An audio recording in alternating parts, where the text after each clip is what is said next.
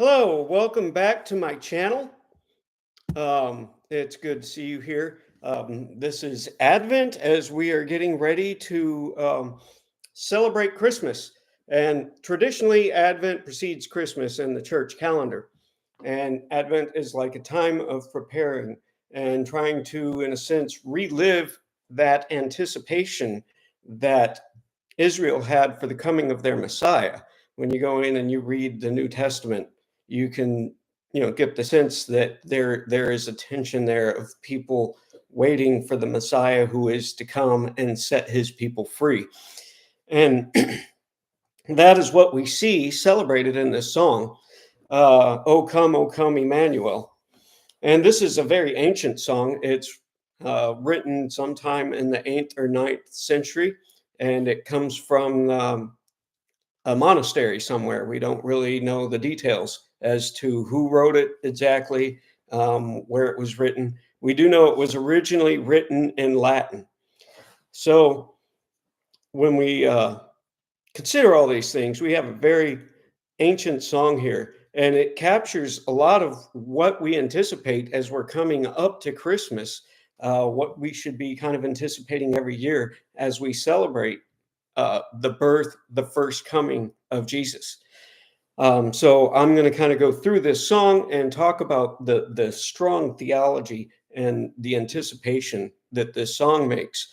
In fact, if you want to go and check it out, my favorite version of it is actually the BYU choir. You can find their a cappella men's group that sings it on YouTube, and it's a great version.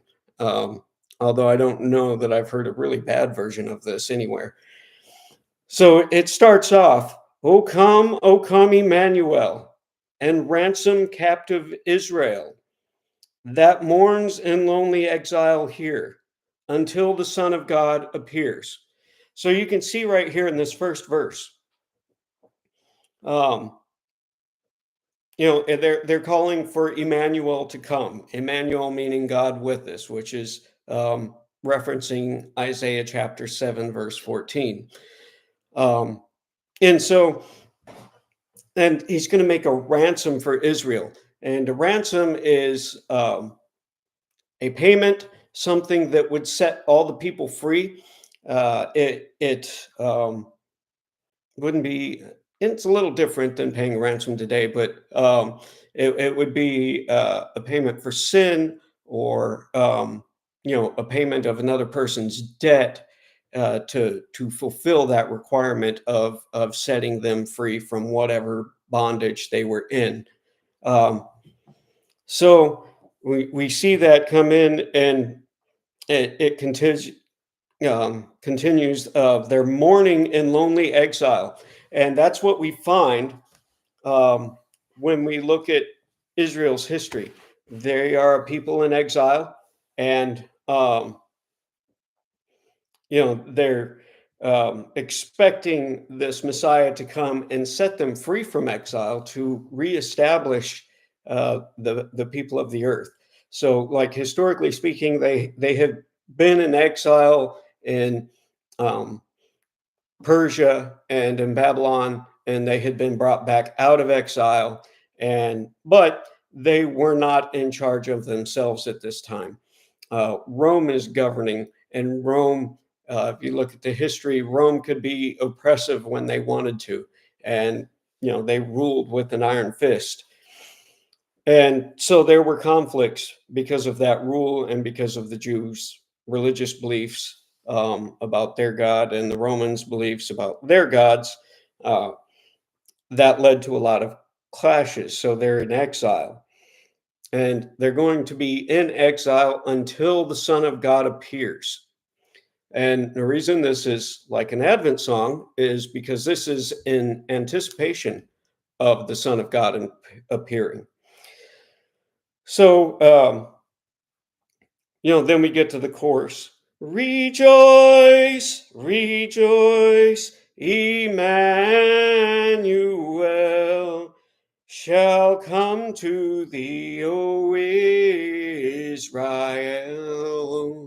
And so that's the chorus. I'm not going to go through that every time, but it's a rejoicing rejoicing that Emmanuel will come and ransom his people and set Israel free from bondage. So it comes in, "O come, thou day spring, come and cheer our spirits. By thine advent here, disperse the gloomy clouds of night, and death dark shadows put to flight." So thy day spring come, thy day spring, that's the bringing of light. Um, Come and cheer. It's bringing cheer our spirits. Christmas time, even for people that aren't Christians and what they celebrate, it's a cheerful season. And for us Christians, it's a cheerful season because we look back on the first Advent, the first coming of Christ, and we have his resurrection and ascension that gives us assurance for the second coming of Christ. And so that's what we're looking at here. And it's this anticipation to be set free from the bondage of the world that we live in, and the end of evil, and they're looking at it as the end of Roman captivity and the reestablishment of the Davidic kingdom. And it says, disperse the gloomy clouds of night. And in time, it's sometimes when we're going through this world, I've had a lot of it this last year. Uh, things can build up on you. The pressures of the world, the pressures of daily life, build up on you, and it can feel like it's just dark, and the darkness is so thick that it's weighing you down.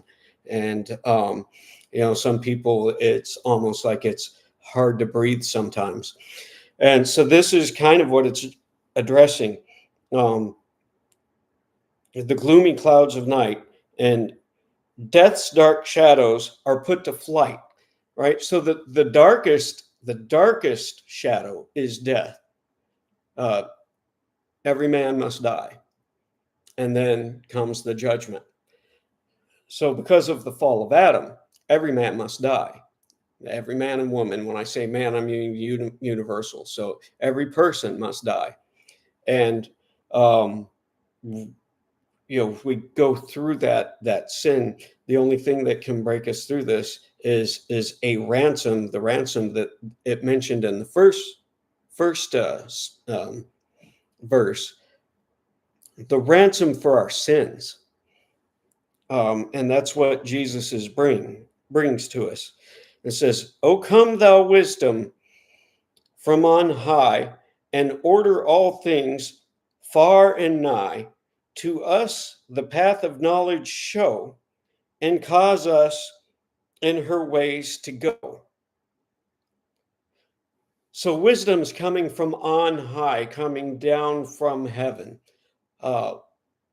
Some Christology sees Jesus as the wisdom of God, in a sense. There's times when it talks about Jesus like that. So wisdom is coming down from on high and is going to put everything that is out of order, all the wrongs in the world.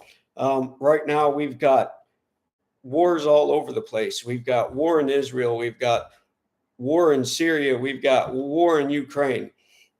All the wars are going to be put right. They're going to be ordered. All the everything that's out of order, crime, poverty, and oppression, all of this stuff that's out of order will be put back into order with the coming of Christ. And so this writer's anticipating this coming to put the world to rights. And far and nigh, so it's going to be the whole world. It's going to put things to right close to you, and it's going to put things to right far away from you. And the whole world will be put to rights. And it will come in and cause us in her ways to go. So when wisdom comes, it's going to cause us to follow wisdom. We will be following along there, and we will be going along with wisdom. Wisdom will lead us into the restored creative order, and everything will be renewed. This kind of comes as a picture of what you find in Revelations 21 and 22, where there's the new heavens and the new earth and the new Jerusalem, but the new Jerusalem does not have a temple because it has the tree of life, and the river flows from the tree of life. And it's this kind of a picture that we get with knowledge causes in her ways to go. Says, "O come, desire of nations, bind all peoples in one heart and mind. Bid every strife and quarrels cease, and fill the world with heaven's peace." So it's calling the people of all nations. Christianity is not a religion of one nation or one ethnicity. It is for all people. All people are welcome. And so it's calling all people uh, uh, to come to Christ, to come together for this Advent, and to come in and um, come in and bring in the world's King, bring in justice throughout the whole world, so that no nations will be neglected of correcting justice and wrongdoing. And it says, "Fill the whole world with heaven's peace." So there will be no more wars. There's another hymn that talks about no more wars, no more pain, no more tears. Everything will be put to right when Jesus returns the second time. And their anticipation was that everything would be put to right, the Jews in that first century, with the coming of the Messiah. And the coming of the Messiah started the putting the worlds to right. It started that process. The church is supposed to represent God as the embassy, ambassadors of God's kingdom here on earth until Jesus returns to put all things to rights. And granted, we Christians, this is including me, we fail at that miserably. But every Christmas, it can remind me, and we can look back on the birth of Jesus, on the coming of Jesus. We can look at the anticipation of the Jews at that time, the anticipation of the apostles, as later on Jesus is going and calling them to come and work for him in his kingdom, the anticipation of everybody. Oddly enough, even though um, the Pharisees and Sadducees, he had these strong conflicts with them, at least with the Pharisees being more closely aligned with Jesus in their theology.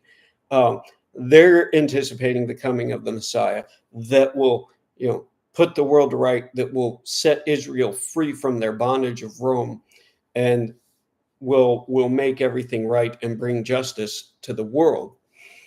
We can even see some of this in the Old Testament. I recently had to write a paper on this for Old Testament class that I was taking. And you can find that in Zechariah 9 verses 9, where there's this coming Messiah. And as you read on further in verse 10, 11, 12, that this is this person that's coming, this new king that's coming, and he's riding into Jerusalem, and he's going to bring justice, but not just for the Jews. He's going to bring justice for the whole world. And so that's what we're waiting for. And Jesus will return, and he will bring justice for the whole world, and will bring peace for the whole world. And that is a large part of what Advent is. It's an anticipation for this, an anticipation for the promise that is like a down payment that we get with Christmas and with Easter. And so that's I love this song because the song like captures so much of that passion that we have, looking forward to the return of Christ. And we wait for the coming of our King. So I thank you for coming in and listening to my channel. You can check out some of my other stuff, my articles on probe.org. And I'm a research associate with Probe Ministries. And so you can come and check me out at probe.org, and it will have some of the things that I've written, radio shows and articles, and even some podcasts. When we used to have our podcast there, you can go and look up some of the podcasts that I've talked, and especially in the podcast, I've had several podcasts over Christmas, kind of the historical nature of Christmas. So thank you for coming in with my channel, and I look forward to seeing you next time.